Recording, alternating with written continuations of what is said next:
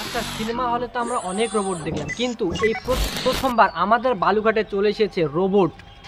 হ্যাঁ, সেই রোবট এসেছে রোবট রেস্টুরেন্টে, তার একটা ওয়েটার রূপে, যা আমাদেরকে খাবার সার্ভ করবে।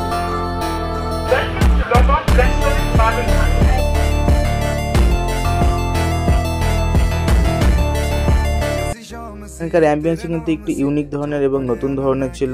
আর তাছাড়া আপনারা যদি এই রোবটের মাধ্যমে পরিষেবা নিতে চান বা সার্ভ করে নিতে চান, তাহলে আপনাদেরকে কিন্তু অবশ্যই স্টার্টার আইটেম নিতে হবে, কারণ কোনো মেইন কোর্সের রাইস বা পোলাও এই জাতীয় জিনিস এখন রোবটের মাধ্যমে সার্ভ করা হচ্ছে না।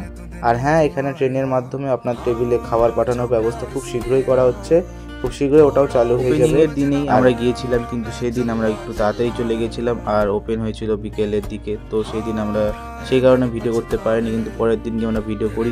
ভিডিও ভালো লাগলে অবশ্যই আমাদেরকে ফলো করবেন। বাই। ফলো টু বাবা চ্যানেল।